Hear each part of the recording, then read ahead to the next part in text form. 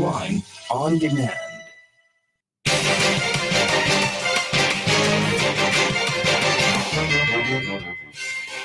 Good afternoon and welcome to WEFM's Midday News, brought to you with the kind compliments of Port St. Vincent Limited.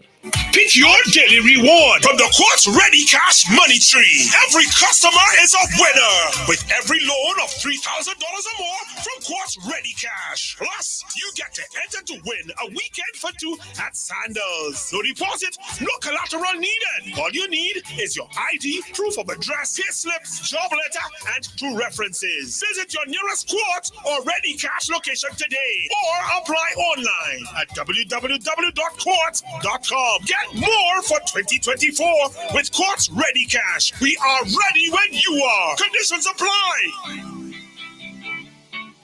Welcome back to WEFM's Midday News, brought to you with the kind compliments of Port St. Vincent Limited. I am your presenter, Rajiv Providence.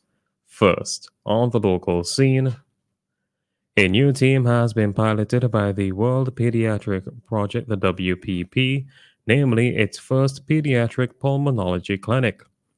The new diagnostic team specializes in identifying and treating children with chronic lung and respiratory conditions and concerns. Some of these include conditions such as chronic asthma, pneumonia, and bronchitis. The team held a clinic for 3 days from March 10th to 12th at the Milton Cato Memorial Hospital, seeing a total of 103 children, one being born just a few days prior to clinic. This two-man team was made up of Dr. Michael Schechter, who was the lead physician, and Sasha Gay Overstreet, the registered nurse. They were assisted throughout the clinic by local pediatric physician Dr. Joy Walters and pediatric general surgeon Dr. Jasmine Davy Ellis. Of the children that were seen, a few of them were regional families who came to St. Vincent to be evaluated. 4 were from St. Lucia and 1 from Barbados. According to the WPP, the team was excited to come to St. Vincent for the first time to evaluate the children and believe that the trip was worthwhile. Not only did they assess the children, but they also shared valuable information with the parents and guardians that they can exercise within their daily routines. Police have arrested and charged Colin James, a 52-year-old unemployed of Diamond, on Tuesday, March 26th with the offense of bigamy. According to the investigations, the accused allegedly did an act that is more than merely preparatory to the commission of the offense by arranging a wedding ceremony between himself and a 50-year-old nurse of Glen and New York. The offense was committed on February 7th at 12:50 p.m. in Glen. James appeared at the Kingstown Magistrate Court on Tuesday, March 27th, where he pleaded not guilty to the charge. He was granted bail in the sum of 3,000 EC dollars with one surety and no contact to the complainant. He was further ordered to report at the Stubbs Police Station every Monday between 8 a.m. and 8 p.m. The matter was adjourned and transferred to the Caliacua Police Station on April 2nd. Still on the local scene, on Sunday, March 24th, the deceased body of Kamisha Haynes, a 17-year-old domestic worker of Richmond Hill, was discovered by a resident in an area known as Wim Road in Belmont, Mariacourt. According to police, a post-mortem examination was conducted on the body on Tuesday, March 26th. The cause of death was listed as strangulation. The police are following several leads to ascertain the facts and circumstances surrounding the incident. Therefore, anyone with information that can assist with the investigation of this and other crimes is encouraged to contact the Criminal Investigations Department, Caliacua, at 1-784-458-4200 or call 999 or 911. All calls will be treated confidentially. This investigation is ongoing.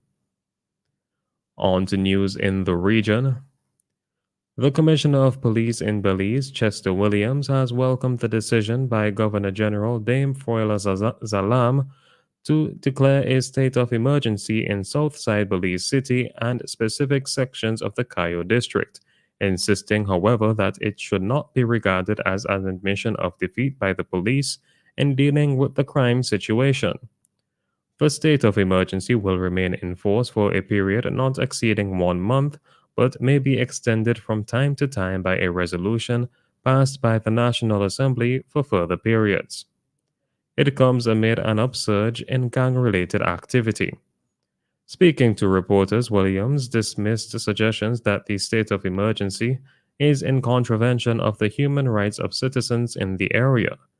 He insisted that the human rights of those persons are not being violated. A tragic incident has occurred in Guyana where police are investigating a drowning incident involving three young girls which occurred at a fish pond in the remote area of Masara village. The Guyana Police Force, in a statement, said the victims have been identified as 6-year-old Naya Jeffries, 5-year-old Michelle Jeffries, and 9-year-old Alicia Dorick. According to reports, on Tuesday, the three girls left their parents' home and ventured to the Razor Grass Pond for swimming. Upon discovering their absence, the parents initiated a search, which eventually led them to the Razor Grass Pond, where the bodies of the three girls were found floating in the water. Villagers responded to the alarm raised and assisted in retrieving the bodies. A report was filed at the Anai police station. The bodies of the three children were taken to the Latham Regional Hospital. On the international scene, after months of warnings, a recent UN-backed report offered had statistical evidence that the humanitarian catastrophe in Gaza is turning into a man-made famine. It has increased the pressure on Israel to fulfill its legal responsibilities to protect Palestinian civilians and to allow adequate supplies of humanitarian aid to reach the people who need it. The UN's most senior human rights official, Volker Turk, said in a BBC interview that Israel bore significant blame and that there was a plausible case that Israel was using starvation as a weapon of war in Gaza. Mr. Turk, who is the UN High Commissioner for Human Rights, said that if intent was proven, that would amount to a war crime.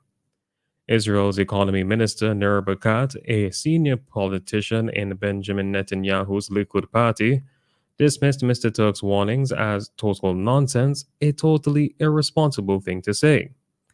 Like his cabinet colleagues, Mr. Barkat insisted that Israel was letting in all the aid offered by the US and the rest of the world.